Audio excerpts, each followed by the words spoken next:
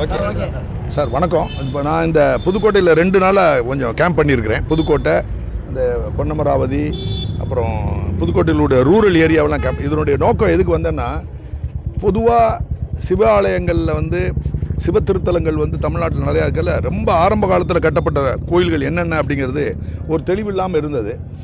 அந்த அது எப்படி இருக்குது, அது என்ன நிலைமையில் இருக்குது, அந்த கோயில்கள்லாம் என்ன நிலைமையில் இருக்குது, உண்மையிலே அவங்க ஆரம்ப காலத்தில் ரொம்ப உண்மையிலே ரொம்ப பழமையான கோயில்கள் தானா அப்படின்னா எத்தனை வருஷம் பழமை, யாரால் கட்டப்பட்டது, இன்றைக்கி என்ன நிலைமையில் இருக்குது அப்படின்னு பார்க்க போனால் பேசலாமா? அந்த சோழர்கள் காலத்தில் கட்டப்பட்ட கோயிலுக்கு மட்டும்தான் இப்போ நான் பேசுகிறேன். இப்போ நான் பேசுகிறது என்னுடைய பேச்சு போக வேண்டிய சேர வேண்டிய இடம் பொதுமக்கள் அல்ல. பொதுமக்கள் அல்லன்னு அப்படின்னா இறை நம்பிக்கை இருக்கிறவங்க எல்லாரும், வைணவர்கள், சைவர்கள், மொத்தத்தில் இந்துக்கள் எல்லாருக்கும் அவங்களுக்கு மட்டும்தான் டார்கெட், அவங்களுக்கு மட்டும்தான் நான் அட்ரஸ் பண்ணுறேன்.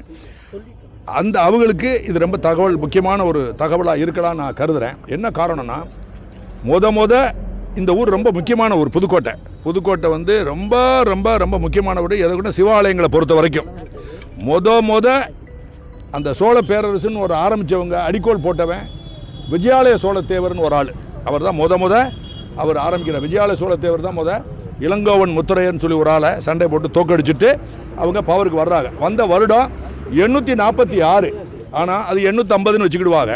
அன்னைக்கு ஆரம்பித்ததில் அவரால் கட்டப்பட்ட ஆலயங்கள் தான் ஆரம்பத்தில் கட்டப்பட்ட ஆலயங்கள். அப்படின்னா அவர் வந்த வருடம் 850, அவருடைய பீரியடு முடிஞ்சது 870. அந்த 20 வருடத்துக்குள்ளே கட்டப்பட்ட மொத்த சிவாலயங்கள் மொத்தம் 18.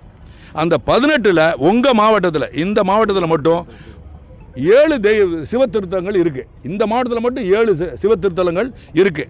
அவரால் மட்டும், அவருடைய மகனை பற்றி சேர்த்தா நிறைய வரும். அவரால் கட்டப்பட்ட சிவாலயங்கள் மொத்தம் 18 தமிழ்நாட்டில் மட்டும். ஆந்திராவையும் சேர்த்தா, சித்தூரை சேர்த்தா 18. உங்கள் மாவட்டத்தில் மட்டும் ஒரு 7. இந்த 7ஐயும் நான் பார்த்தேன், இன்ஸ்பெக்ட் பண்ணோம். இந்த 7ம் மிக மிக பழமையான கோயில்கிறது உங்களுக்கு தெரிஞ்சு போச்சு. 850. அதுக்கு முன்னாடி சோழர்களால் கட்டப்பட்ட கோயில் எதுவுமே கிடையாது. ஏன்னா அவர் தான் வந்திருக்கு, அடிக்கோல் விட்டவர். அவருடைய கோயிலில் கட்டப்பட்ட கோயில் உங்களுக்கு ஏற்கனவே தெரியும். அந்த இதில் பார்த்துட்டு வரப்போகும்போது, இந்த கோயில்களை இன்ஸ்பெக்ட் பண்ணும்போது திருமயத்தில், நான் மதுரையிலேருந்து வந்தேன், திருமயம் இருந்தது. திருமயத்தில் ஒரு தகவல் கிடச்சிச்சு, அவருடைய மகனால் கட்டப்பட்ட ஒரு கோயில் பக்கத்தில் இருக்குது. அந்த ஊர் கண்ணனூர் அப்படின்னு சொல்கிறாங்க. அப்போ அந்த கண்ணனூருக்கு நான் போகிறேன். சரி, அந்த கண்ணனூருக்கு நான் போகிறேன். கண்ணூரில் பார்க்கும்போது பெரிய ஏரி, கடல் மாதிரி ஒரு ஏரி, குளம், ஏரிக்கரை. அதில் 2 கோயில்கள் இருந்தது. ஒரு கோயிலோட பெயர் பாலசுப்ரமணியர் அப்படின்னு சொன்னாங்க. அந்த கோயிலுக்கு நான் பின்னாடி வர்றேன். அந்த கோயிலை பொறுத்த வரைக்கும் அது ஏஎஸ்ஐ எடுத்துட்டாங்க. ஏன்னா அது விஜயாலய சோழத்தேவருடைய புள்ள ஆதித்ய தேவர் காலத்தில் அவன் கட்டப்பட்ட கோயில். முருகன் கோயில் கட்டினதாக பிற்கால சோழர்களால் கட்டப்பட்ட கோயில் அந்த கோயில். அந்த கோயிலில் வாகனம் எங்கேயும் இல்லாத வாகனம், எல்லாருக்கும் முருகனுடைய வாகனம் மயில் தான் சொல்கிறாங்க இல்லையா சார்? முருகனோட வாகனம் மயில்ன்றாங்க. ஆனால் அந்த கோயிலில் மயில் இல்லை, யானை தான் வாகனமாக இருக்குது. அது ஒரு பெருசாக சொல்கிறாங்க. அந்த கோயில் ஏஎஸ்ஐ கண்ட்ரோலில் இருக்குது. அதுக்கு அடுத்தது உள்ள ஒரு கோயிலுக்கு போனேன், பக்கத்தில் 300 மீட்டர் அதே ஊரில். அந்த கோயிலில் கவனிங்க சார், அந்த கோயிலை பார்க்கும்போது அந்த கோயிலோடையது அதில் அதிர்ச்சி அடைஞ்சு வண்டியை நிப்பாட்டிட்டோம். அந்த கோயிலை பார்த்த உடனே எனக்கு என்ன அதிர்ச்சி ஏற்படுதோ அதே அதிர்ச்சி உங்களுக்கு வரும், இவருக்கு வரும், யார் இறை நம்பிக்கை இவங்களுக்கு கண்டிப்பாக வரும். காரணம், அந்த கோயில் அப்படி ரோட்டில், சின்ன ரோடு, ஒத்தையடி ரோடு, கண்ணனூர் அப்படிங்கிற ஒரு திருமயத்து பக்கத்தில் இருக்குது. ஒரு 2-3 கிலோமீட்டர் இன்னும் துர்வாரபுரமாக ஏதோ ஒரு புறம் இருக்குது, துர்வாசபுரமாக. அதுலேருந்து ஒரு 2 கிலோமீட்டர் 1 கிலோமீட்டரில் இருக்கலாம். விளக்கு கூட எங்களால் வாங்க முடியாமல் வெளியே தான் வாங்கிட்டு போனோம். அந்த கோயிலை பார்த்த உடனே அடித்தார் அவர் பிரேக். ஐயா இது என்னையா அது சொல்லி பார்த்துட்டு, எனக்கு உண்மையிலே தெரியாது அந்த கோயில் இருக்குது, சத்தியம். அது ஒரு பெருமாள் கோயில். உள்ளே போய் பார்த்தா தான் தெரியுது. அந்த கோயில் உடைஞ்சு தொங்குது. அந்த கோயில் உடைஞ்சு தொங்குது. திருப்பி சொல்கிறேன், உடைஞ்சு தொங்குது. அப்படின்னா ஆங்கிலத்தில் சொல்ல போனால் it was in state of utter disrepair. நீங்கள் கேட்பீங்களா அரசாங்கம், அந்த கேள்விக்கு தான் வர்றேன். இப்போ அட்டர் டிஸ்ரெப்பேர் அந்த கோயில். அப்போ அந்த கோயிலுக்கு மேலே வெஜிடேஷன், பெரிய மரம், கம்ப்ளீட்டாக நிழலை கொடுக்கறது மாதிரி சுற்றி இருக்க ஒழிய. ஆனால் அந்த கோயில் அது தின்னுக்கிட்டு இருக்கு டெய்லி. மரம் வேர்கள்லாம் தூக்கிடுச்சு. உள்ளே நாங்கள் போகும்போது இரவு ஆனதுனால விளக்கை வச்சுக்கிட்டு உள்ளே போனோம். அந்த ஊரில் ஒரு கார்பெண்டர் மிஸ்டர் கணேசன் வந்தார், வெளியூரில் வேலை பார்க்குற. அவர் உதவி பண்ணார், இன்னொருத்தர் லக்ஷ்மணன்காரில் உதவி பண்ணார். அந்த உள்ளே போய் பார்த்தா நீங்கள் அடுத்த கேள்வி என்ன கேட்பீங்க, இந்த அறநிலையத்துறை தேவையா, வேணுமா, வேணாமா? அந்த கோயிலை பார்த்த அடுத்த செகண்ட் இந்த கோயில் இருக்கிறதுல நியாயமா இல்லையா? அறநிலைத்துறை அதிகாரிகள் வந்து இவ்வளோ டாக்ஸை போடுறாங்களே, வருடத்துக்கு எவ்வளோ டாக்ஸ் போடுறாங்கன்னு உங்களுக்கு இந்த மாவட்டத்தில் இருக்கக்கூடிய ப்ரெஸ் ரிப்போர்ட்டருக்கு தெரியாதுன்னு நினைக்கிறேன். உங்களுடைய ப்ரெஸ் ரிப்போர்ட்டருக்கு தெரியாத உண்மை 428 கோடி ரூபா ஒரு வருஷத்துக்கு போடுறாங்க. புதுக்கோட்டையில் இருக்கிற ப்ரெஸ் ரிப்போர்ட்டர் ப்ளீஸ் லிசன். ஒரு பைசா கூட போடலைங்கக்கூடிய நிலைமையில் நீங்கள் இருப்பீங்க. ஆனால் 428 கோடி போட்டுட்டு அதுக்கு மேலே இன்னொரு 228 கோடி இந்த அரசாங்கம் போட்டிருக்கு. 2021 போட்டுருச்சு. அதுக்கு பிறகு இந்த டீட்டெயிலை வெளியே அனுப்பாமல் வச்சுருக்கிறாங்க. இந்த 23, 22 எல்லாம் மொத்தத்தில் அவங்க போகிறது கோயிலுக்குன்னு வரி போடுறது 656 கோடி ரூபாய் வரியை போட்டு வருஷம் எடுத்துக்கிட்டே இருக்கிறாங்க. ஆனால் கண்ணனூரில் உள்ளே போகும்போது அந்த கோயிலை பார்க்கும்போது இடிஞ்சு தொங்குது. சத்தியம் சத்தியம் சத்தியம். இடிஞ்சு தொங்குனாலும் பரவாயில்ல, உள்ளே போகும்போது அந்த புறாவோட இது அதெல்லாம் இருக்குது. உள்ளே போனால் ஷாக்கான பெருமாள் கோயில். உள்ளே போகிறதுக்கு முன்னாடி சுற்றிட்டு வந்தோம். அப்போ தெற்கு கரையில் அந்த தேவகோஷ்டன் அந்த கருவறைக்கு தெற்க பார்த்தீங்கன்னா ஒரு தலை இல்லாத ஒரு, அதில் ஆங்கிலத்தில் சொல்லுவாங்க, பிறமொழி சொல் இருக்குல்ல, எதிரியோட மொழி. அந்த நம்ம எதிரியோட மொழியில் வந்து ஆங்கிலத்தில் அதுக்கு பேர் டோர்ஸோம்பாங்க, டார்ஸோம்பாங்க. அது முண்டோம் தமிழில் சொல்லக்கூடாதனால சொல்கிறேன். அது தலை இல்லாமல் இருக்குது, கை உடஞ்சிருக்கு, பாதி half buried under the sun. அது சிலை இருக்குது. அப்போ பண்ணும்போது ஊருக்கு உதவி வந்தவங்க கணேசன், லட்சுமணன், இன்னொருத்தர் கார்பெண்டர் மிஸ்டர், ரொம்ப நல்ல மனுஷன். அவங்களாம் லைட் அடிச்சுக்கோங்க, கொஞ்சோண்டு கல்வெட்டு இருக்குது. அதை படித்தா அந்த கோயிலோட பேர் வந்து இந்த கோயில் வந்து இங்கே புதுக்கோட்டை இருக்கிறவங்களுக்கு தூக்கி வாரி போடணும். இவ்வளோ பெரிய கோயிலை வளைச்சி வந்துக்கிட்டே இருக்கிறோம். இந்த கோயிலோட வரலாறு எனக்கு தெரியாது, ஏஜ் தெரியாது. இருந்தாலும் சோழர்கள் கோயில் சொன்னோம்னா இது அதுக்கு சொந்தக்காதான். கண்டிப்பாக நான் சொல்கிறது பாலசுப்ரமணியர் கோயிலை சொல்கிறேன். இந்த கோயிலை பொறுத்த வரைக்கும் இது பாண்டியர்களால் கட்டப்பட்ட கோயில்ன்றா. எது? அந்த பெருமாள் கோயில். பெருமாள் கோயிலில் என்ன பேர் எழுதப்பட்டிருக்குன்னா விருதராஜ பயங்கர விண்ணகர் எம்பெருமான் போட்டிருக்கு. விருதராஜ பயங்கர விண்ணகர் எம்பெருமான் போட்டிருக்கு. ஊரில் யாருக்கும் தெரியல, வரதராஜ பெருமாள் கோயில்னு சொல்லி தவறுதலாக சொல்கிறாங்க. உள்ளே போய் பார்த்தோம், கருவறைக்கு உள்ளே பார்த்தோம், விளக்கை ஏற்றணும். உள்ளே போய் பார்த்தா கருவறையில் 4 தெய்வ விக்கிரகங்கள் இருக்குது. பெருமாள் நிற்கிறாரு, பூமேதி, ஸ்ரீதேவி, அதுக்கடுத்தது ஒரு தெய்வம் இருக்கிறாரு, யாரும் தெரியலை. பின்னாடி ஒருத்தர் இருக்குது, மொத்தம் 5 இருக்கார், தெரியாமல் சொல்லிட்டேன். அதுக்கடுத்து கருவறைக்கெல்லாம் சின்ன கருவறை தான், கிட்டத்தட்ட சொல்லப்போனால் ஒரு 2 மீட்டருக்கு கூட இருக்கலாம். அதுக்கடுத்தது அர்த்த மண்டபத்தில் 2 தெய்வ விக்கிரகம் இருக்குது. அதுக்கடுத்தது வெளியில் ஓப்பன் ஸ்பேஸ் இருக்குது. அதில் கருடாவில் ஓப்பனாக இருக்குது. மேலே இருக்கிறதுலாம் இடிஞ்சு விழுந்துருச்சு, கூரை இடிஞ்சு விழுந்து. இப்போ ஒரு 12 தூணு நிற்கிது. தலை இல்லாத ஒரு சிலை உள்ளே நிற்கிது. டோட்டலாக லைட் இல்லை, விளக்கு இல்லை, வழிபாடு கிடையாது, போர்டு கிடையாது. யாரையாவது ஓசியில் சொன்னால் கூட இந்த சிட்டி சிவில் பேங்காக ஏதோ ஒரு பேங்க் இருக்குது, அவங்க போர்டு போட்டுருவாங்க. ஓசியில் தான் பண்ணுறாங்க. இதுக்கு வேண்டிய பணம், எல்லா பணமும் இல்லை. அறநிலைத்துறையில் 656 கோடி ரூபா வரி வாங்கிக்கிட்டு எல்லாம் சிட்டி சிவில் யூனியன் பேங்க்னு போட்டிருக்கோம். இதில் தான் தப்பிச்சுக்கிச்சு. எல்லாம் கும்பகோணம் ஃபுல்லாக பார்த்தீங்கன்னா சிட்டி சிவில் பேங்க் அவங்க தான் போடுறாங்க. அவங்க செலவழிச்சு அதை போடுறது கூட இந்த அறநிலைத்துறை டிபார்ட்மெண்ட்டுக்கு, அந்த இருக்க துறைக்கு யோகிதை இல்லை. நல்லா புரிஞ்சுக்கிறோம். ஏன் குற்றச்சாட்டு சொல்கிறேன்னு பாருங்கள். ஒன்றுமில்லாத ரூபாயை போடுறது கூட அவங்களுக்கு பொருள். ஆனால் இங்கே கோயில் அடிஞ்சு தொங்குது. உள்ளே இருக்கக்கூடிய தெய்வத்தினுடைய, நான் அந்த துறையில் இருந்ததுனால குறைஞ்சபட்சம் 20 கோடி ரூபாய்க்கு குறையாத தெய்வ விக்கிரகங்கள். இப்போ நான் வெளியில் கொண்டதுனால எந்த நேரத்தில் திருடு நடக்கலாம். இல்லை வெளியே கொண்டு வந்துடுறேன், நீங்களும் வெளியே கொண்டு போயிருக்கீங்க. அப்போ இது யாருக்கு போய் சேரும்? நல்லவங்களுக்கும் போய் சேரும், கெட்டவங்களுக்கும் போய் சேரும். கெட்டவங்களை பிடிக்கிறதுக்கு வேண்டிய அதிகாரிகள் இப்போ ஆக்டிவாக இல்லை. அடல்விங் சைடெல்லாம் ஆக்டிவாக இருக்கிற மாதிரி எனக்கு தெரியலை. ஆனால் அதனால் எடுக்கிறதுக்கு வாய்ப்பு இருக்குது, கொஞ்சம் கவனமாக இருக்கணும். அதனால் ஏதாவது சில நேற்றுக்கே நான் மெயில் போட்டேன் சார், சீஃப் செக்ரட்டரிக்கு இல்லை, சீஃப் மினிஸ்டரோட செக்ரட்டரி ஒருத்தர் இருக்கார், மிஸ்டர் உதயச்சந்திரன், ரொம்ப நேர்மையானவர், ரொம்ப சின்சியராக அவர், எனக்கு தெரியும், பர்சனலாக தெரியும், கொஞ்ச நாள் தான் பழக்கம் அவருக்கு. அவருக்கு நான் மெயில் போட்டு ஏதாவது திருட்டு நடந்துச்சு அப்படின்னு சொன்னால், நல்லா கவனிங்க சார், ஏதாவது திருட்டு நடந்துச்சுன்னா அந்த கோயிலில் நான் அந்த பர்டிகுலர் ஈஓவை அக்யூஸ்டாக போட்டு தான் நான் ரிப்போர்ட்டே கொடுப்பேன். இல்லைனாலும் கொண்டு போய் கண்டிப்பாக ஈஓவை அக்யூஸ்டாக போடுவேன், ஜாயின்ட் கமிஷனர் அக்யூஸ்டாக போடுவேன். ஏன்னா வெளியே வந்துருச்சு. இப்போ வெளியே சொல்லி இன்றைக்கி நைட்டு கூட ஆளை போடலாம். நைட் வாட்ச்மேன் கிடையாது, டே வாட்ச்மேன் கிடையாது, ஒரு சோலார் லேம்ப் போடலாம், அது இல்லை, விளக்கு இல்லை, காம்பவுண்டுன்னா என்ன, வால் ஆஃப் என்க்ளோஷர் கிடையாது. உள்ளே வந்து தெய்வ விக்கிரகங்கள் அப்படியே இருக்குது. விஜயாலய சோழத்தில் கட்டப்பட்ட விஜயாலய சோழீஸ்வரத்தில் இருக்கக்கூடிய கருவறையை தவிர்த்து 6 உபதெய்வங்கள் இருக்குது, சந்நிதி. அதில் இருக்கிறதெல்லாம் மெட்ராஸில் புதுக்கோட்டை மியூசியத்தில் கொண்டாந்து வச்சுருக்கீங்க. மியூசியத்தில் வைக்கிறதுக்கு அவர் சிலையை செஞ்சார் அவர், பாவம். ஸோ இதனால் இது ஒரு கோயிலை முடித்தேன் சார். இந்த கோயிலை அட்டன் பண்ணுறது இப்போ எனக்கு வேண்டியது. அரசை நான் நம்ப முடியாது, சென்ட்ரல் கவர்மெண்ட்டையும் நம்ப முடியாது, ஸ்டேட் கவர்மெண்ட்டையும் நம்ப முடியல. என்ன காரணம்னா, ஏஎஸ்ஐ மேலே ஒரு எண்ணெய் இருந்தது, அவங்களாம் நல்லா பண்ணுவாங்களோன்னு ஒன்று இருந்தது. நேற்றுக்கு இந்த கோயிலை பார்த்த பிறகு இந்த கோயிலுக்கு அடுத்த கோயில் பாலசுப்ரமணியர் கோயில் இருக்குது. அது உண்மையான பேர் பாலசுப்ரமணியர் கோயில் இல்லை. என்னென்னா கல்வெட்டில் உள்ளே போய் பார்க்கும்போது, மறைஞ்சிருந்த கல்வெட்டில் பார்க்க போகும்போது, அந்த கல்வெட்டில் 2வது லைனில் வந்து சுப்ரம்மன் இருக்குது வார்த்தை, அதுக்கடுத்து அழிஞ்சிருச்சு. 5வது லைனில் வந்து ஜாயின் பண்ண போகும்போது 2வது பாட்டில் வரும்போது பிரம்மண்ய தேவர் அப்படின்னு இருக்குது. அப்போ எல்லாத்தையும் சேர்த்து பார்த்தோம்னா சுப்பிரமணிய தேவர்னு சொல்லி தேவர்னு சொல்கிறாங்க. ஐயாவுக்கு பேர் சுப்பிரமணிய தேவர் சொல்லி ஐயாவுக்கு பேர் கல்வெட்டில் இருக்குது. ப்ளஸ் கட்டின கோயில் பேரையும் இதில் கோவி ராஜகேசரி வர்மன் சொல்லி போட்டிருக்கிறாங்க. இதெல்லாம் இருக்கட்டும் சார். அந்த கோயிலை பொறுத்த வரைக்கும் அதுலேயும் இரவில் அந்த கோயிலில் உள்ளே இறங்கினாங்கன்னா, எந்த கோயிலில் சுப்பிரமணியர் கோயிலில் இறங்கினாங்கன்னா, அந்த கோயிலில் ரொம்ப முக்கியமான விஷயம்னா கேட் இருக்குது. கேட்டில் வந்து சாதாரண இரும்பு கம்பி உட்டில் போட்டிருக்கு. அதை இன்றைக்கி இருக்கக்கூடிய கார்பெண்டர் வந்து 3 நிமிஷத்தில் அகட்டிடுவாங்க. அகட்டினாங்கன்னா மூலவர் தூக்கிடலாம். இன்னொரு மூலவர் இருக்கார். பிரம்மன் சிலை ஒன்று இடிஞ்சு போய் கிடக்கு. உள்ளேருந்து கரையிலேருந்து எடுத்திருக்கா. கோயிலுக்குள்ளேருந்து எடுக்கப்பட்ட பிரம்மன் ஐடல் வந்து அதோட வயது 1173 வருடம். அப்படி அவ்வளோ ஆன்டிக்விட்டி அது. அந்த தெய்வத்தை தரையில் போட்டு வச்சுருக்காங்க அர்த்த மண்டபத்தில். உள்ள பூட்டு வந்து 450 ரூபாவில் போட்டிருக்கேன். இதெல்லாம் ஏஎஸ்ஐ காரணம். இது ஸ்டேட் கவர்மெண்ட்டோட கம்பேர் பண்ணாதீங்க. ஆனால் ஏஎஸ்ஐ வந்து கோயிலோட மெயின்டெனன்ஸ் தான் ஒழிய கோயிலோட வழிபாடு ஹெச்ஆர்என்சி தான் பண்ணணும். 656 கோடி ரூபா சாப்பிடக்கூடிய பெரிய கொலகாரங்களை மாதிரி அவங்கள அதை காட்டிலும் மோசமானவங்க. அவங்க 656 கோடி அவங்க வாங்குறவங்க. ஒரே ஒரு பூஜை நடக்குது. அந்த அர்ச்சகருக்கு சம்பளம் எனக்கு தெரிஞ்சு ஏதோ மாதத்துக்கு 250 ரூபான்றாங்க. யாரோ ஒரு கோயிலேருந்து வந்து அவர் பண்ணுறார். இந்த இதெல்லாம் முடிஞ்சிடுச்சு சார். இதுக்கு அடுத்தது இந்த 7 கோயிலை வந்து பார்த்தேன். ஏனாதியில் ஒரு கோயில், ஏனாதியில் முத கட்டப்பட்ட கோயில் ஒன்று. அதுக்கடுத்து திருப்பூர்னு ஒரு இடம் இருக்குது. உங்களுக்குலாம் தெரியாது.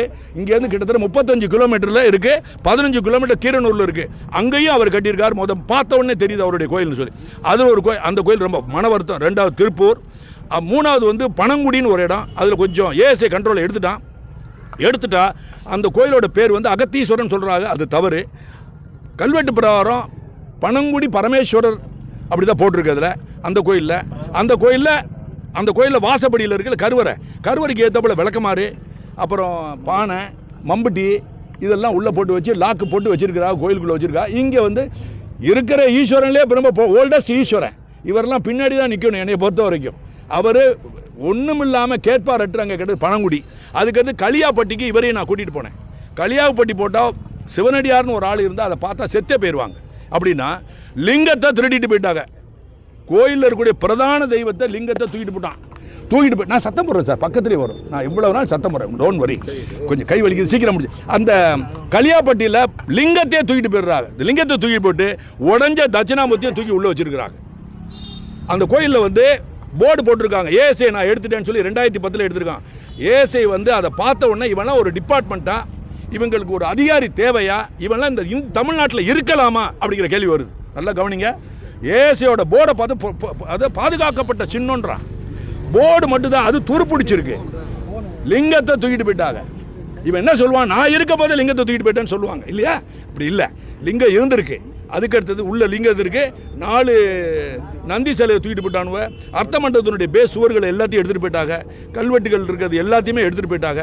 எக்கச்சக்கம். ரொம்ப முக்கியமான கோயில். களியாப்பட்டி மன வருத்தத்தை கொடுத்தது. அதுக்கடுத்து திருப்பூருக்கு போகிறோம். இருங்க சார். அதுக்கடுத்து திருப்பூருக்கு போகிறோம். திருப்பூர் ஏற்கனவே சொல்லிட்டேன். மேலே இருக்கிற விமானத்தை தூக்கிட்டு போயிட்டாங்க. சீரத்தை தூக்கிட்டு போயிட்டானுவ. உள்ள லிங்கம் மட்டும் ஐயா இருக்கிறார். பக்கத்தில் பிற்காலத்தில் ஒரு 150 வருஷத்துக்கு கட்டப்பட்ட அம்மன் கோயில். அது சிகப்பு கலர் ஸ்டோனில் இருக்குது. அந்த அம்மனை கொண்டு வந்து கருவறையில் அர்த்த மண்டபத்தில் வச்சுருக்காரு 2. அதுக்கு அடுத்தது விரலூர். ஆனால் விராலியூர் தான் அர்த்தம். அந்த விராலியூர் மாதிரி தான் விராலியூர் மலை. உங்கள் விராலி மலை. அங்கே இருக்கிற பூமீஸ்வரர் கோயில் இதே நிலமை. அப்புறம் விசாலூர்னு ஒரு கோயில் போனால் கொஞ்சம் மன திருப்தியை கொடுத்துச்சு. காரணம், அதுக்கு அந்த கோயிலை கட்டின விஜயாலய சோழத்தேவர் கட்டின பிறகு அடுத்த ஒரு மண்டபத்தை கட்டி, அப்போ விஜயநகர பேரரசு நாயக்கர் வர்றாங்க, தஞ்சாவூரில் இருக்கிறாங்க.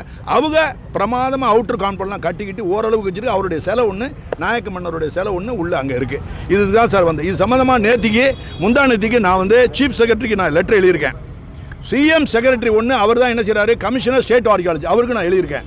அப்புறம் மினிஸ்டர் ஃபார் கல்ச்சர் டெல்லிக்கு ஷேகாவத்துன்னு யாரோ ஒருத்தருக்கு, இவங்களுக்கெல்லாம் எழுதி முதல்ல நீங்கள் ஒன்றும் பெரிய கிளிக்கலாம் வேணாம்.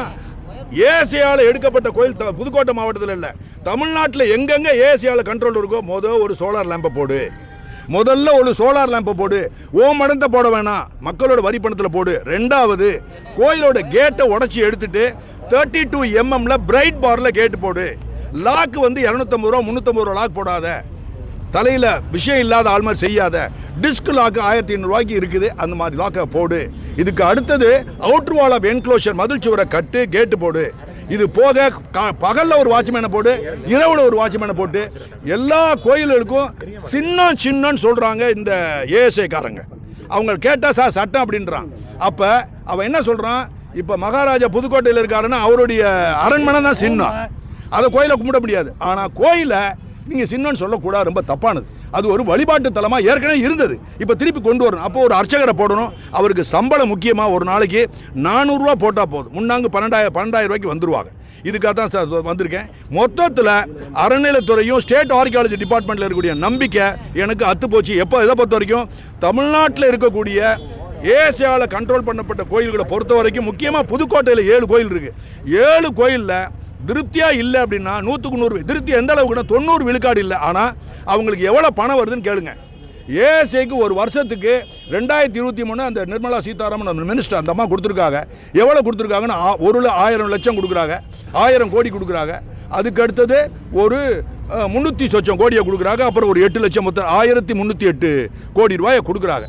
இப்போ போன வருஷம் அதே அம்மா எவ்வளோ கொடுத்துருக்காங்கன்னா 1000 கோடி 279 லட்சம்.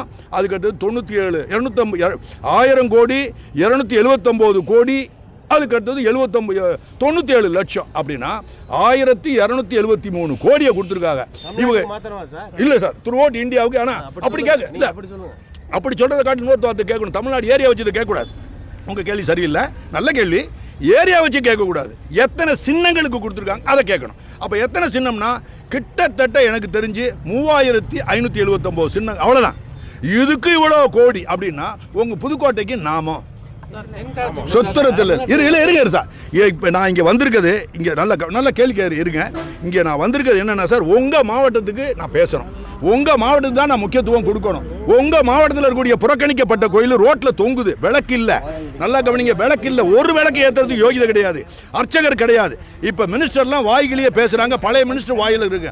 ஆக்சுவலாக இவங்களெல்லாம் இவங்க பண்ணக்கூடிய அட்டூழியத்துக்கு சட்டப்படி நடவடிக்கைனா இவங்களெல்லாம் தூக்கி உள்ளே பிடிச்சி போடணும். வேறு வழியே இல்லை. ஆனால் போகிறதுக்கு ஆள் இல்லை, போடுறதுக்கு ஆளே வழியே இல்லவே இல்லை.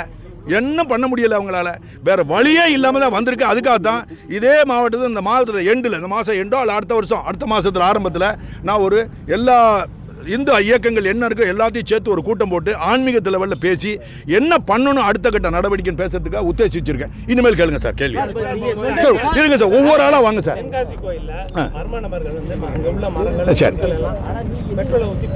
சரி எடுப்பா சார். இருக்கு சார், பெட்ரோலை ஊட்டி வெளியில் போட்டுருக்க நடவடிக்கை எடுக்கலை அப்படின்னு சொன்னால் அது குற்றம் தான். எடுப்பாங்க, எடுக்காமல் இருக்க மாட்டாங்க.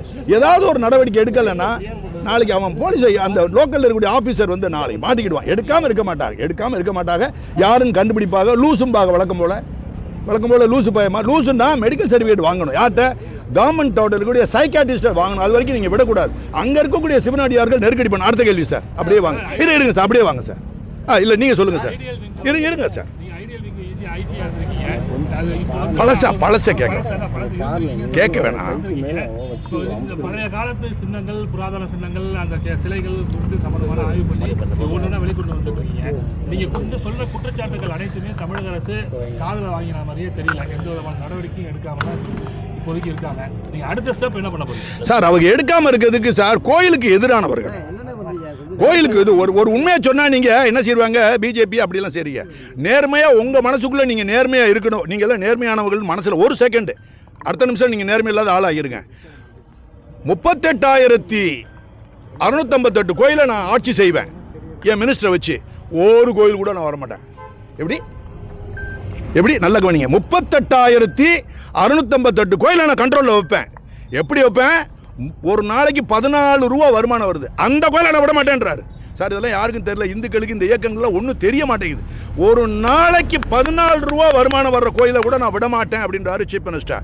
அதுக்காக இவரை மட்டும் சொல்ல முடியாது. பழைய சீஃப் மினிஸ்டர் அவர் யார்? மிஸ்டர் எடப்பாடி. அவரும் விட மாட்டேன்றார். 14 ரூபா வருவார் சார், அதை விட மாட்டேன் சார். என்ன காரணம்னா பொதுமக்களுக்கு நான் ஒரு படம் போடுவேன் ஸ்டாலின்கிட்ட, ஸ்டாலின் வந்து இவருக்கு ஒரு படம் போடுவார். எங்க லெஜிஸ்லேச்சரில் எப்படி நாங்கள் 38,000 கோயில்களை ஆட்சி செய்யணும்னா அதில் 34,000 கோயிலுக்கு 14 ரூபா ஒரு நாளைக்கு வருமானம். வெக்கம் இல்லை உங்களுக்கு? அதை எடுக்கலாமா?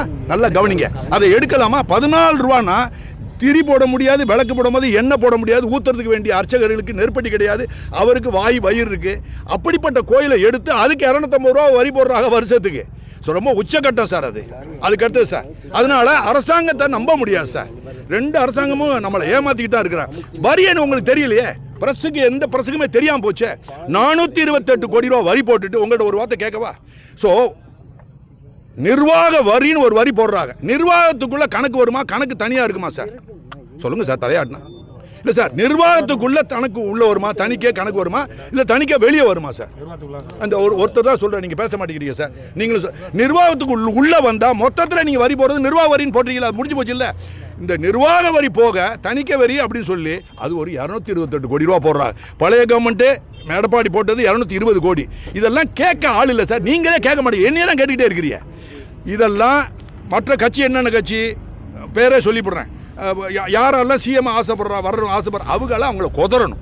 மிஸ்டர் சீமான், மிஸ்டர் அண்ணாமலை, மிஸ்டர் அன்புமணி, அப்புறம் வேறு யாரெல்லாம் ஹேமலதா, பிரேமலதா மேடம், இவங்கெல்லாம் கொதறணும் கவர்மெண்ட்டை. இவ்வளோ வரி போடுறியே, அது போக நிர்வாக வரின்னு போட்டுட்டு அதுக்கு பிறகு என்ன வரி போடுற? ஆடிட் வரின்னு போடுறிய. நீங்களாம் மனுஷனா அப்படின்னு கேட்குறது அவங்க கேட்கணுமா? நான் கேட்கணும் சார். அப்போ யார் கேட்கணும் அப்படிங்கிறது அவங்க தான் கேட்கணும். நீங்களும் கேட்கணும், அவங்களும் கேட்கணும். அதுக்கு அடுத்தது சார், மத்திய அரசு வந்து நிதி கொடுக்கணும்னு சொல்லியிருக்காங்க. தமிழ்நாட்டுக்கு இதுவரை எவ்வளோ கொடுத்துருக்காங்க சார்? எந்த நிதின்னு சொல்ல வேணாமா சார்? அறநிலைத்துறை ஸ்டேட் சப்ஜெக்ட் அது கொடுக்க மாட்டாங்க சார். ஆர்கியாலஜிக்கு சார் மொத்தத்தில் எனக்கு தெரிஞ்சு கரெக்டான எக்ஸாக்ட் ஃபேர் 1000 கோடி, 279 கோடி, அப்புறம் 97 லட்சத்தை 2004 கொடுத்துருக்காங்க. இதில் மொத்தம் தமிழ்நாட்டுக்குன்னு பிரிக்க மாட்டாங்க. அதை தான் சார் சொன்னதை நான் ஏற்றுக்கொள்ளலை. சின்னங்களுக்குன்னு கொடுப்பா. அந்த சின்னம் 3500 சின்னங்களுக்கு இப்படி கொடுத்துருக்காங்க. நம்ம தமிழ்நாட்டில் இருக்கக்கூடிய சின்னங்கள் எவ்வளோ அப்படிங்கிற கணக்கு எனக்கு தெரியல சார், சொல்ல தெரியல. 10 நிமிஷமா நீங்கள் இந்த கோரிக்கைகள் குற்றச்சாட்டுகள்லாம் சொன்னீங்க. இதில் வந்து பாதி வந்து ஏசிஏ கண்ட்ரோலில் இருக்குது. கண்டிப்பாக தமிழ்நாடு அரசு இதுக்கு என்ன செய்ய முடியும்? நல்ல கேட்க. அதாவது ஏசிஏ மேலே தான் குறை சொல்கிறேன் சார். எப்படின்னு இந்த 7 கோயிலை மட்டும் யாரு சோழ பேரரசு அடிக்கோல் போட்ட விஜயாலய சோழத்தேவரால் கட்டப்பட்ட கோயில் 18, உங்கள் மாவட்டத்தில் 7. அந்த 7ம் டோட்டலாக புறக்கணிக்கப்பட்டிருக்கு. என்ன காரணம்? விளக்கு இல்லை. முதல்ல சோலார் லேம்ப் போடணும், அது இல்லை. அவுட்டர் வால் என்க்ளோஷர் இல்லை. அதுக்கு அடுத்தது கோயிலுக்குள்ள பூட்டெல்லாம் 250 ரூபா பூட்டை போடுறான். 2வது அன்றாட தினக்கூலின்னு சொல்லி 450 ரூபா போட்டு ஒரு ஆளை நியமிப்பாங்க, அது இல்லை. இருக்கிறவன் ஆளை காணா. ஒரே ஒரு கோயில் நல்லா இருக்கு, கிட்டத்தட்ட ஒரு 50 விழுக்காடுன்னா அந்த விசலூர் அப்படிங்கிற ஒரு கோயில் இருக்கு. அங்கே ஓரளவுக்கு திருப்தியா இருக்கு. கோயில் வந்து மிகப்பெரிய கோயிலை பின்னாடி நாயக்கர்கள் வந்து எக்ஸ்பேண்ட் பண்ணனால இருக்கு. மிச்சம் எல்லாமே மன வருத்தத்தோடு தான் இருக்கு. இவங்க என்ன பண்ணணும் அப்படின்னு சொன்னா, அறநிலைத்துறை என்ன பண்ணணும்னா, மினிஸ்டர் அப்புறம் அதோடைய செக்ரட்டரி முதல்ல அவங்க பொதுமக்களுக்கு முன்னாடி வந்து தலையை அவமானத்தில் குனியணும். என்ன செய்யணும்? முதல்ல நீ நடவடிக்கைலாம் செய்ய வேணாம், முதல்ல பொதுமக்கள் மட்டும் வேணாம், அது பாலிடிக்ஸ் ஆகிடும். இறை நம்பிக்கை யார் இருக்காங்களோ அவங்க முன்னாடி வந்து அவர் அப்படி இல்லைன்னா வந்து சொல்லட்டும், அவர் சொல்கிறது தப்புன்னு சொல்லட்டும், கிழிச்சிருவேன், நாராக எடுத்துருவேன். சார், நான் நாட் அ பாலிட்டிஷியன், எனக்கு அஜெண்டா கிடையாது. ஏற்கனவே லாஸ்ட் டைம் நீங்கள் கேட்டீங்க, அதெல்லாம் கிடையாது. இப்போ தெரிஞ்சு போச்சா? இன்னும் மண்டே போடும்போது இன்னும் தெளிவாகிடும் உங்களுக்கு. நான் அஜெண்டாவில் இல்லை. அதனால் பேக்ரவுண்ட் இப்போது நான் திருப்பி சொல்ல விரும்பலை. 2 நாள் 3 நாள் இங்கே அலைஞ்சிக்கிட்டே இருக்கேன், யாருக்கும் தெரியாது. சத்தியமாக சார், இரவுலலாம் கோயிலுக்கு போகிறேன். நேற்று அந்த களியாப்பட்டிக்கு போனதெல்லாம் வாழ்க்கையை வெறுத்துருவீங்க. உள்ள 2 கிலோமீட்டருக்கு உள்ளே போய் கோயிலை வச்சுட்டு, அந்த காலத்தில் முக்கியமாக இருந்திருக்கு, மாறிடுச்சு. விசாலூர் கோயில், அப்புறம் திருப்பூர் கோயிலுக்கு போகிறோம். மன வருத்தம், எல்லாத்தையும் மொட்டையை போட்டு எல்லாத்தையும் கொண்டு போயிட்டா. இத்தினோண்டு தான் நான் சொல்கிறதெல்லாம் சின்ன. பட் ஏஜ் பார்த்தீங்கன்னா தஞ்சாவூரில் இருக்கக்கூடிய ராஜராஜேஸ்வரம் சொல்லி பெருசாக நீங்கள் சொல்லி பேசிக்கிட்டீங்கல்ல, அந்த கோயில், இந்த நான் சொல்கிற 7 கோயில் சுண்டக்கா சொல்லுங்க. அந்த கோயில் நான் சொல்லக்கூடிய 7 கோயிலுக்கும் சுண்டக்காது. ஏஜில் மூத்த எடுத்தது. இதெல்லாம் போக ஒரு கோயிலை பற்றி நான் சொல்லலை, அது சொல்லியே ஆகணும். என்ன காரணம்னா, உங்களுக்கு ஒரு முக்கியத்துவம் கிடைக்கும் இந்த கோயிலில். அதாவது நார்த்தமலைக்கு நாங்கள் போனோம். நாற்றமலைன்னு சொல்கிறாங்க, நகரத்தார் மலைன்னு சொல்கிறாங்க சார் அதை. ஆனால் ஒரு இடத்துல மட்டும் பாண்டியர்கள் காலத்தில் ஒரு மண்டபம் கட்டியிருக்கா பின்னாடி. அந்த மண்டபத்துக்கு கீழே எழுத போகும்போது மட்டும் என்ன எழுதியிருக்கா, தெலுங்குகுல கால நகரம் அப்படின்னு வந்திருக்கு. தெலுங்குகுல கால நகரம்னு ஒரு வார்த்தை வந்திருக்கு. இப்போ சொல்கிறேன், அந்த நாத்தமலைக்கு நாங்கள் போய் பார்க்க போகும்போது ஒரு தவறான, உங்கள் புதுக்கோட்டை கெசட்டின்னு ஒன்று இருக்குது தெரியுமில்ல உங்களுக்கு, அதில் ஒரு தவறான கருத்தை நான் கண்டுபிடிச்சிருக்கோம். இது ரொம்ப முக்கியமாக நீங்கள் கொண்டு போகலாம். KR வெங்கட்ராமன் யாரோ ஒரு எழுதியிருக்காரு, முழுக்க தவறானது. அவர் என்ன செய்கிறாரு, விஜயாலய சோழீஸ்வரங்கிற ஒரு சிவன் கோயில் எந்த கோயிலை சொல்கிறாருன்னா, விஜயாலய சோழீஸ்வரங்கிறது ஸ்ட்ரக்சரல் ஸ்டோன் டெம்பிள். அப்படின்னா சார், கல்லை வெட்டி எடுத்து கட்டுறது ஸ்ட்ரக்சரல் ஸ்டோன் டெம்பிள். மலையை குடைஞ்சா அது குடகு கோயில்.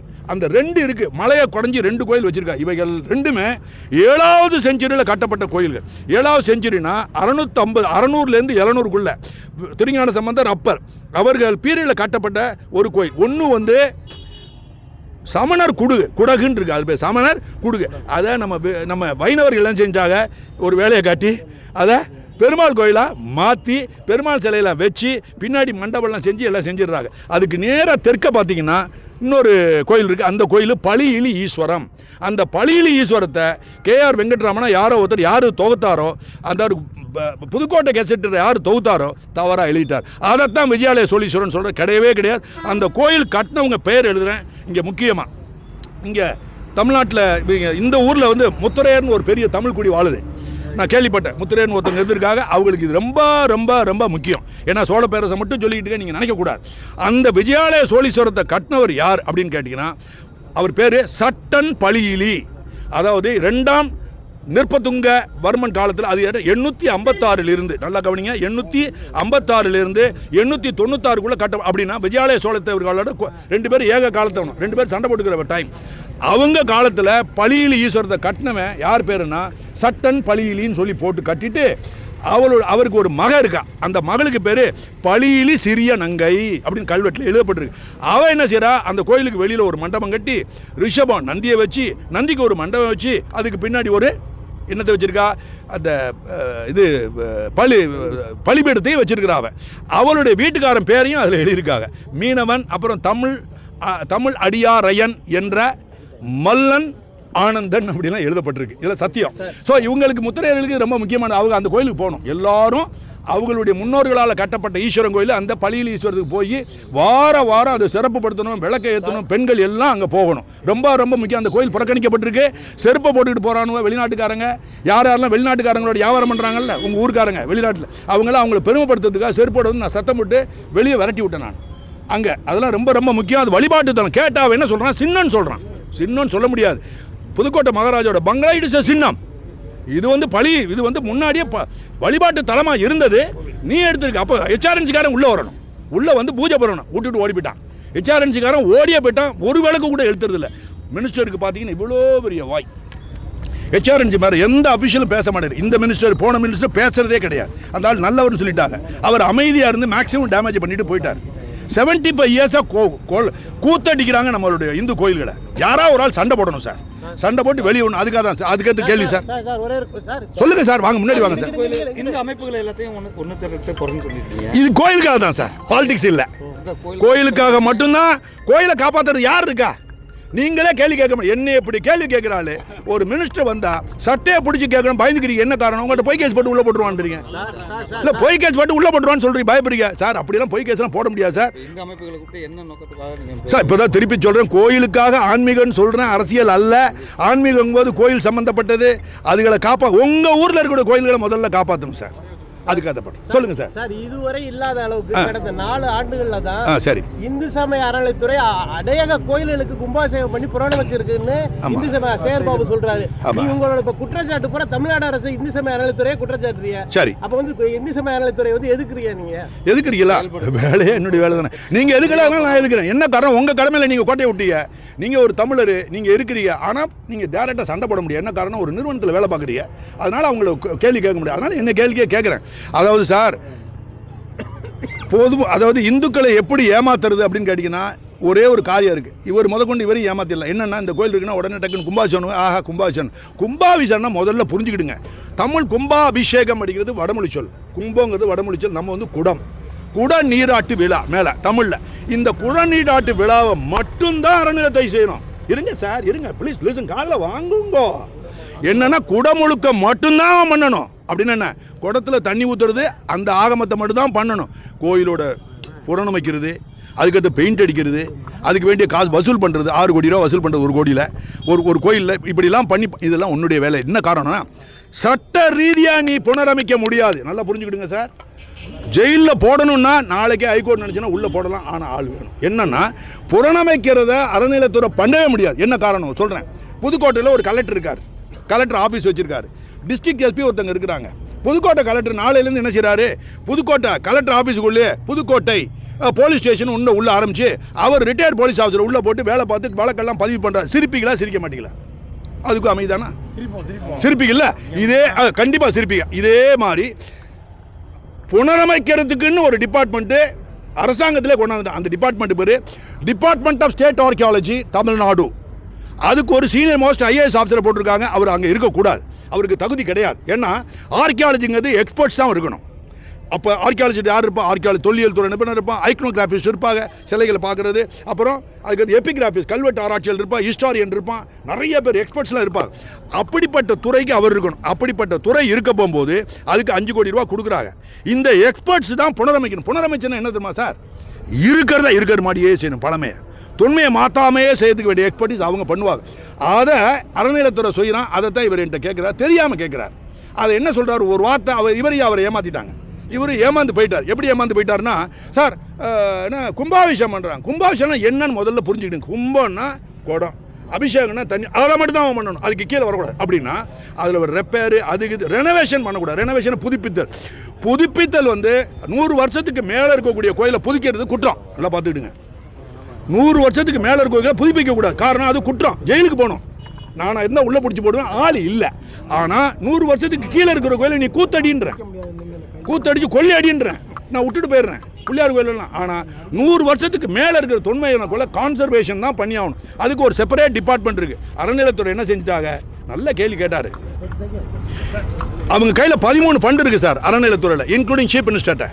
அவர் ஸ்பெஷல் கிராண்ட்னு ஒரு 100 கோடியாக வச்சிருக்காரு. ஆனால் 13 ஃபண்டில் மொத்தம் எடுத்தீங்கன்னா கிட்டத்தட்ட எனக்கு தெரிஞ்சு தோரா சொல்லணும்னா 300லேருந்து 400 கோடி ரொம்ப ரொம்ப கம்மி. எக்ஸாக்டாக சொல்ல போனால் 1000 கோடிக்கு மேலே போகும். இந்த 1000 கோடியும் புனரமைக்கிறதுக்கு தான் அது கொடுத்துருக்காங்க. இதை போய் இன்னொரு டிபார்ட்மெண்ட்டில் நம்ம கொடுக்கறதா? கலெக்டர் எப்படி தஞ்சாவூர் கலெக்டர் நினைக்கிறாங்க. போலீஸ் வேலையில் நிறைய சில்லறை வருது, எல்லாம் கொள்ளி அடிக்கிறான், இதை போய் நம்மகிட்ட கொடுக்க, நம்ம ஒரு போலீஸ் ஸ்டேஷன் ஆரம்பிக்கிறங்க மாதிரி. அப்படி இல்லை இவங்க. அப்படின்னா எப்படி சிரிப்போம்? அவன் வந்து கான்சர்வேஷன் விங்னு ஒன்று ஆரம்பித்து அறநிலையத்தில் உங்களுக்கு எந்த ப்ரெஸ்ஸுக்கும் தெரியாது தமிழ்நாட்டில். எந்த ப்ரெஸ்ஸுக்கும், இந்து எக்ஸ்பிரஸ் எதுவும் உங்களுக்கு எந்த டிவிக்குமே தெரியாது. கான்சர்வேஷன் ஒரு விங்கை உள்ளே வச்சுருக்கிறான். யார்? அறநிலையத்துறை. எதை அவன் பண்ணக்கூடாதோ, எப்படி சட்டப்படி பண்ணுறதுக்கு அருகதை இல்லையோ அதை தான் கையில் வச்சுருக்காரு. அதில் வச்சு ஒரு சூப்பரண்ட் இன்ஜினியர், அப்புறம் சீஃப் இன்ஜினியர் 40. இவங்கெல்லாம் சம்பளம் எங்கே தெரியுமா? பொதுமக்கள் வரி பணம் கிடையாது, ஐயாவோட பணம். கோயிலோட சொத்துல வரி எரியுது சார். தெய்வ சத்தியம், என்னை நம்புங்க, எனக்கு அஜெண்டா கிடையாது. அட்டூழியம் நடக்குது கோயிலை பொறுத்த. காரணம் அறியாமல். அந்த தகவலை தான் உங்கள்கிட்ட வந்து இப்போ நீங்கள் புதுக்கோட்டையில் பிரஸ்காரங்க யாரும் இனிமேல் ஏமாற முடியாது. என்ன 656 கோடி ரூபா வரி போடுறது உங்களுக்கு தெரியாது? எல்லாருக்கும் 50 வயசு ஆகிப்போச்சு, இன்றைக்கி தெரிஞ்சு போச்சு. கான்சர்வேஷனை ஹெச்ஆர்என்சி டிபார்ட்மெண்ட் சட்டப்படி அவன் பண்ணக்கூடாது, அது குற்றச்செயல், வரம்பு மீறிய செயல்னு சொல்லிட்டேன். அது உங்களுக்கு இப்போ தெரிஞ்சு போச்சு, இதை மறக்கக்கூடாது. அவன் திருப்பி அதை பண்ணுறான். என்ன காரணம்னா போகிற குடமுழுக்கு மாதிரி இவங்கெல்லாம் பரவாயில்லையா கும்பாபிஷேகம் பண்ணுறாங்க. கும்பாபிஷேகம் கும்பத்துக்கு மட்டும் தண்ணி ஊற்றி ஓடி போயிரு. அதுக்கு மேலே நீ பண்ணக்கூடாது. வேதம் ஓது எல்லாம் பண்ணு, சாமி கும்பிடு. உள்ளே இருக்கக்கூடிய கான்சர்வேஷனை இந்த டிபார்ட்மெண்ட் மட்டும் தான் பண்ணணும். அதுக்கு எத்தனையோ கோடி இருக்குது. சிஎம்கிட்ட மட்டும் 100 கோடி ரூபா வச்சுருக்காங்க. 100 கோடி ரூபா வச்சுருக்கு. யார்கிட்ட எந்த சிஎம்கிட்ட 100 கோடி வச்சுருக்காங்க? சொல்லுங்க மாட்டேங்கிறீங்களே. 38,000 கோயிலை நான் கையில் வச்சுருப்பேன், ஒரு கோயில் கூட நான் வரமாட்டேன். சார் அவர் தப்பு சொல்கிறது இல்லை, எங்களை தான் தப்பு சொல்லணும். யாரு இல்லை இன்னும் விட்டுட்டீங்கன்னா அவங்க அப்பத்தான் வரீங்கன்னு சொல்லிட்டு இருப்பீங்க. We are not concerned about மனைவி அப்பத்தா அத்தை. No we are concerned. நான் சம்பளம் 2,05,000 ரூபா பணம் கொடுக்குறேன். நீங்கள் எல்லாரும் டேக்ஸில் யாருக்கு? மிஸ்டர் ஸ்டாலினுக்கு, நாட் ஹிஸ் வைஃப். நல்லா புரிஞ்சுக்கிறோம். ரொம்ப நக்கலாக கேட்க வேண்டாம். நீங்களும் அவரும் பேசிக்கிட்ட வேண்டியது சார். அழகாக பேசியிருக்கேன். உங்களுடைய பதில் என்கிட்ட இந்த பதிலை அழகாக சொல்லிட்டேன். இவ்வளோ தூரம் வாய்களே பேசுகிறேன்னு சொல்கிறேன். அது திருப்பி கேட்டிங்கன்னா நீங்கள் கவனம் இல்லை. இங்கே கவனம் இல்லை. இதெல்லாம் திஸ் இஸ் த ப்ரெஸ். அறநிலையத்துறை கலைக்கிறத காட்டணும் சார். சட்டத்தை கழிச்சிடணும் சார். ஹெச்ஆர்என்சி ஆக்டை கழிச்சிட்டு சார். இந்துக்கள்னு சொல்ல முடியாது சார். சபை, மகாசபைன்னு ஒன்று ஏற்படுத்தி அதில் எல்லா ஆளுகளும் இருப்பீங்க. மற்ற மதத்தை தவிர்த்து மிச்சம் எல்லாரும் அவங்க சார். ஒரு எம்எல்ஏ, ஒரு எம்பியை, ஒரு மினிஸ்டர், எம்எல்ஏ எம்பியை நீங்கள் எலெக்ட் பண்ணுறீங்கல்ல எலெக்ஷனில், ஒரு கோயிலை உங்களால் நடத்த முடியாதா? பிரச்சனை அதில் எப்படி வருதோ அதே மாதிரி இதுலேயும் வரும், பார்த்துக்கிடுங்க. அதுக்கு நம்ம போவே வேணாம் சார். சில பேர் என்ன சொல்ல, இது இல்லைன்னா எதும்பா, அவங்கெல்லாம் நல்லவங்க இல்லை, நச்சுத்தன்மை இருக்கிறவங்க தான் அப்படிலாம் கேட்குறாங்க. இதுக்கு நம்ம பதில் பின்னாடி சொல்லிக்கிறோம். நல்ல கேள்வி. ஆக்டை காலி பண்ணணும். ஹெச்ஆர்என்சி ஆக்டை காலி பண்ணி மாடிஃபை பண்ணி டெமோக்ராட்டிக்காக கொண்டு வரணும். எவன் நம்பிக்கை இல்லையோ அவனுக்கு இங்கே இடம் கிடையாது. போதும் சார். தமிழ்நாட்டில் ஆண்ட கட்சிகள், ஆளுங்கட்சிகள் ரெண்டுமே வந்து கோவில் முடிச்சிட்டாங்க. கேள்வி இவ்வளவு. அடுத்த கவர்மெண்ட் நம்ம வந்து அதுக்கு தான் சிஎம் வரவங்களை சொல்லிட்டேன் சார். பேரே சொல்லியிருக்கேன். இவங்கெல்லாம் நாளைக்கு உங்கள்கிட்ட சொல்லணும். நாளைக்கு சிஎம் வர்றவங்களாம் எலெக்ஷன் நின்னா நான் இந்த ஹெச்ஆர்என்சி ஆக்டை காலி பண்ணுவேன். 656 கோடி ரூபா இப்போ வரி போடுறாங்க. நான் மற்ற மதத்தை பற்றி பேசியிருக்கேனா? அங்கே வரி போடுறாங்களா இல்லையான்னு? ஒத்த பைசா கிடையாது, அது வேறு. இதில் ரொம்ப ஓவர் சார். 656 கோடினா ஏஎஸ்ஐக்கு அந்த அம்மா கொடுத்துருக்க பணமே 1279 கோடி. அதில் பாதி கோடியை இங்கே நம்மள்ட்ட வரியாக எடுக்கிறான் சார். எப்போ வரியாக எடுக்கிறான்னா, இந்த இந்து, இவர் ஒரு இந்து, இவர் ஒரு சைவர், இவரும் இவங்க வீட்டில் எல்லாருமே வரி கட்டுறீங்க. நம்ம இந்துக்கா 1,54,000 கோடி ரூபா கட்டுறோமே. கட்டின பிறகு 2வது வரி போடுறோம். எப்படி போலீஸ் ஸ்டேஷனில் எப்படி ஏற்கனவே நம்மளுக்கு வரி கொடுக்குறோமா? போலீஸில் நம்ம வரி கட்டி பொதுமக்கள் வரல சம்பளம் கொடுக்குறோம் இன்ஸ்பெக்டர்களுக்கு. அவன் 2வது வரி உங்கள்கிட்ட போடுறான். என்ன வரான்? எஃப்ஐஆரை போட்டால் 25,000 ரூபா, எஃப்ஐஆரை போடலைன்னா 40,000 ரூபா. இங்கே இது 2வது வரி. இந்த 2வது வரி மாதிரி அவங்க போடுற புரியல. இதுக்கு மேலே என்னால் சொல்ல முடியும், விளக்கம் அடுத்தது. 2வது வரி அவன் போடுறான். அது ரொம்ப தப்பு. அது அதனால் விமோச்சனம் நம்மள்ட்ட இவங்களை நம்பி இருக்கிறதில்ல. நம்ம போராடுறதுல 2வது வயசானவங்களை இழுத்து நான் ரொம்ப மல்லு கட்டிக்கிட்டு இருக்கேன். செப்பரேட்டாக இண்டிவிஜுவல் ஒரே ஆள் சண்டை போட்டுக்கிட்டு இருக்கேன். எல்லாரும் வர்றாங்க கொஞ்சம் கொஞ்சமாக தான் வர முடியும். ஆனால் கோயிலை விட்டு நான் வெளியே போகணும்னு சொன்ன ஒரே கட்சி, ஒரே ஒரு லீடர் மட்டும் நான் பார்த்தேன், கேள்விப்பட்டேன். மிஸ்டர் அண்ணாமலைன்னு சொன்னாங்க. நான் வந்தேன் அப்படின்னா, நான் சார் பாலிட்டிஷியன் கிடையாது, பிஜேபியில் நாளைக்கு ஓட்டு பண்ண சொல்கிறேன். No, absolutely. அவர் வந்தால் நான் கோயிலை விட்டு வெளியே போவேன். கோயிலை விட்டு வெளியே போனால் இன்னும் கொஞ்சம் அவர் சொல்லணும். HRNC ஆக்டை நான் ஐ வில் ரிப்பீல் இட்னு சொல்லணும். அப்போ அதுக்கு வேண்டிய மெஜாரிட்டி அவருக்கு கிடைக்கணும். அதனால் ஃபுல்லாக அவரை நம்பிட முடியாது. ஆனால் நல்ல கருத்து அவர் ஒத்து போகிறது மாதிரி வருது. மற்றவங்களும் சொல்லணும். மிஸ்டர் சீமான் சொல்லணும், மிஸ்டர் மேடம் ஹேமலதா அவங்க சொல்லணும், அன்புமணி சொல்லணும், மிஸ்டர் அன்புமணி சொல்லணும். எல்லாரும் சொன்னாங்கன்னா கோயிலை நம்ம உங்கள் கோயில் சார் இது.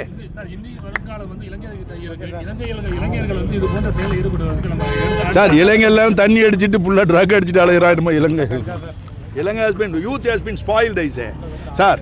போலீஸ் ஆஃபீஸர் அந்த காலத்தில் நாங்கள் வேலை பார்க்கும்போது சார் இடுப்பு எலும்பு நடுங்கும். சாராயெல்லாம் வித்துட்டு உயிரோட வாழ்வீங்களா? ட்ரக் எல்லாம் விற்பீங்களா? என் மாதிரி எத்தனை ஆஃபீஸர் சார் எவ்வளோ பேர் வேலை பார்த்தாங்க. உங்களுக்குலாம் தெரியல, பச்சை பிள்ளைங்க நீங்கள் நடுங்கும். அப்படி இல்லை, உடனே ஒட்டுமொத்த எல்லாரும் சொல்கிறீங்களா? அதில் ஏடிஎம்கே இளைஞர், டிஎம்கே இளைஞர், ஜேஎம்கே இளைஞர், அப்புறம் கம்யூனிஸ்ட் இளைஞர்னு சொல்கிறீங்களா? நான் சொல்கிறது சார், கிட்டத்தட்ட எல்லாரும். உங்கள் மகன் சேஃப் கிடையாது சார், என்னுடைய பேரன் சேஃப் கிடையாது. 2 1 ட்ரக்கு, 2வது சாராயம், 3வது என் மதத்திலே என் பேரை இருப்பான்னு என்ன சார் கேரண்டி? நல்லா யோசிச்சுக்கிடுங்க சார். ரொம்ப இதெல்லாம் இருக்குது சார். நான் பாலிடிக்ஸ் இல்லை, நீங்கள் உணர்ந்துக்கிடுங்க. வேறு சார் பவர் அவங்கள்ட்ட கொடுத்ததுனால தான் அவங்கள அட்டாக் பண்ணுறோம். பவர் அவங்கள்ட்ட இல்லை, நம்ம அட்டாக் பண்ணவே மாட்டோம். போதும் சார். சாயங்காலம் 6 மணி வரைக்கும் ஆகிடும். அப்படிலாம் பேசக்கூடாது சார். பழசெல்லாம் கேட்காதீங்க.